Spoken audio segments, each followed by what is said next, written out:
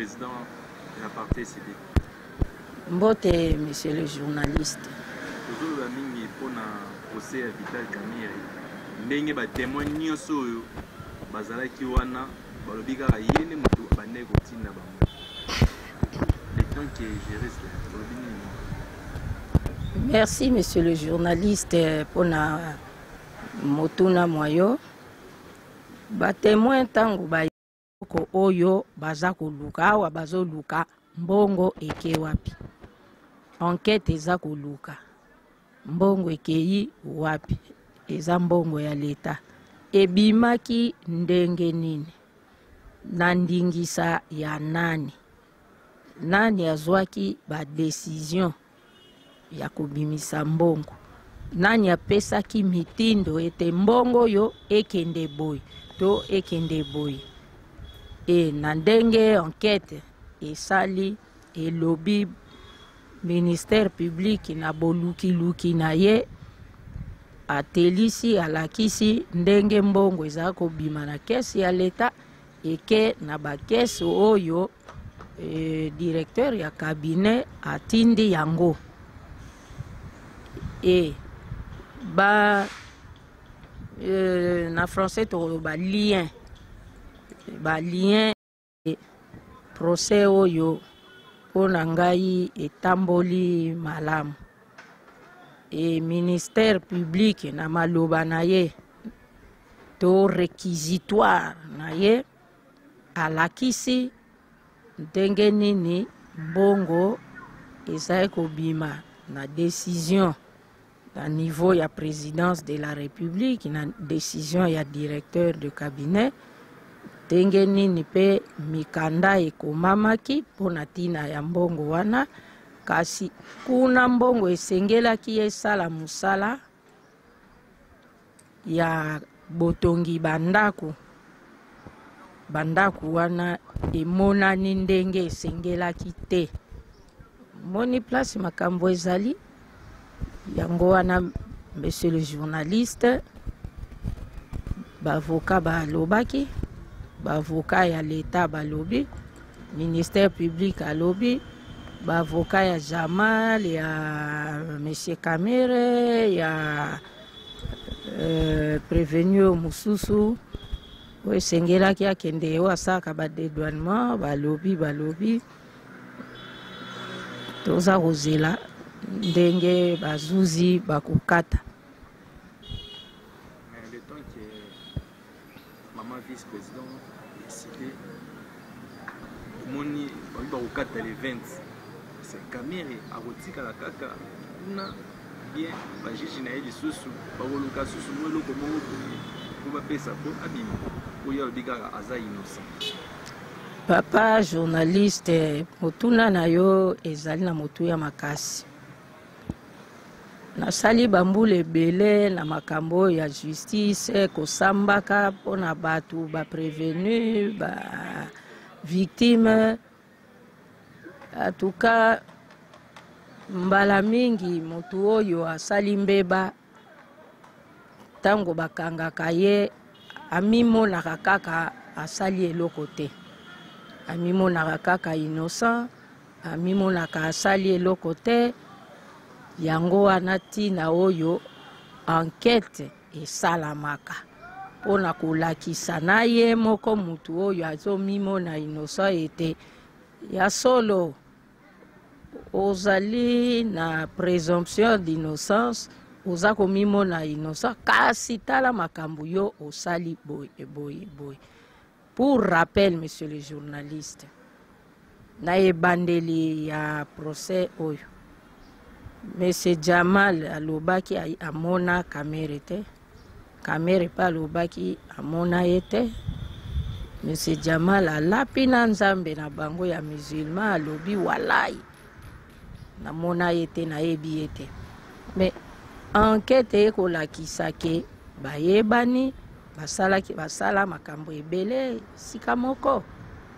Bayango wana tribunal akoloba kaka lokola losambo te akolakisa ndenge makambo elekaki ete elekaki boye basambi boye basambi boye basambi boye na mituna oyo batunaki mituna mingi etikali eza na eyano te.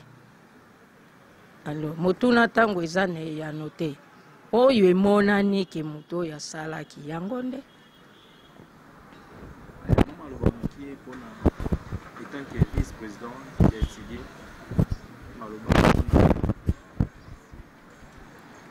en tant que vice-présidente, il y a ECID, engagement pour la citoyenneté et le développement, dans lobby boye. Procès oyo ezali procès moko munene oyo eza kofungola biso tango ya sika mopepe ya sika toloba pe za mopepe ya sika mpona justice na biso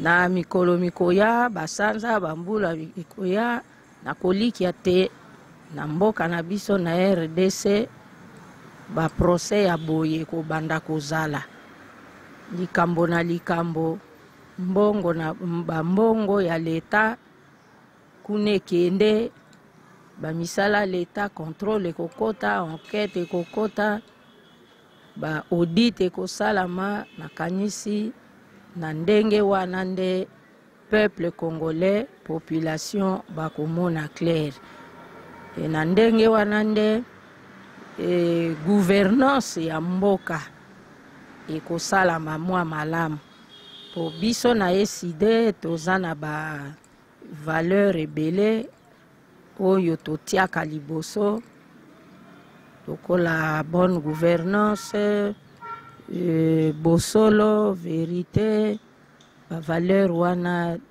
esengeli totombola yango mission entre autres mission ya biso na parti na biso soko na lobi parti na biso ECID oyo président na biso ezali Monsieur Martin Fayulu Madidi oyo azali président élu mais empêché de travailler à wana RDC.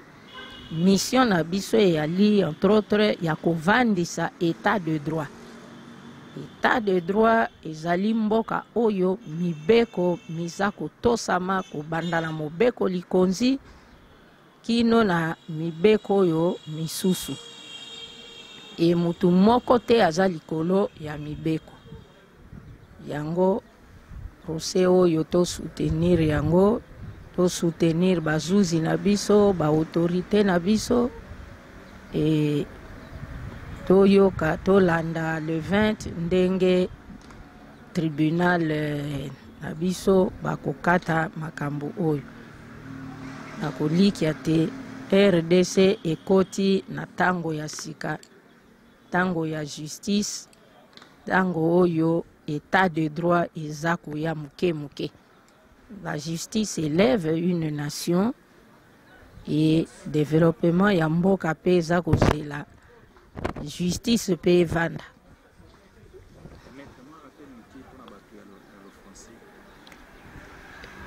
Bon, rappel muke pona bato ya français na mukuse en quelques mots. Je viens de dire ceci à propos du procès. Le procès s'est bien déroulé. Les grandes étapes d'un procès ont été respectées. Il y a eu l'étape du parquet. L'enquête a commencé. Et puis, le dossier a été fixé au tribunal. Il y a eu quelques audiences. Les témoins ont été entendus. Et le ministère public, l'accusation, a démontré comment les infractions ont été commises. Mais la défense, les prévenus n'ont pas donné des réponses satisfaisantes, des réponses qui peuvent les dédouaner, les tirer d'affaire. C'est ça qui fait que, bon, pour le moment, on ne peut pas préjuger à la place des juges mais chacun a une certaine idée. Et tel que je parle personnellement, je m'attendais à ce que la défense, les prévenus, répondent aux questions, que les prévenus montrent au ministère public, montrent à l'accusation que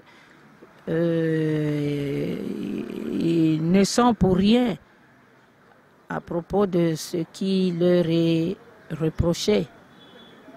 Mais à l'audience de plaidoirie, la défense a commencé par demander d'abord le report de la plaidoirie, demander une remise, ce que le tribunal n'a pas accordé. Et ils ont parlé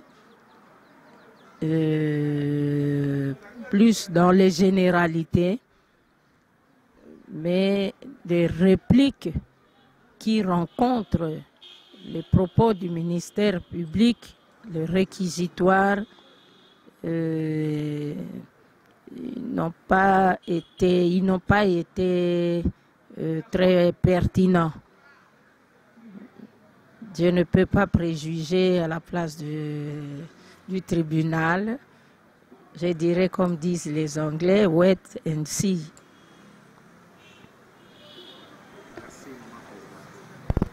Merci, monsieur le journaliste.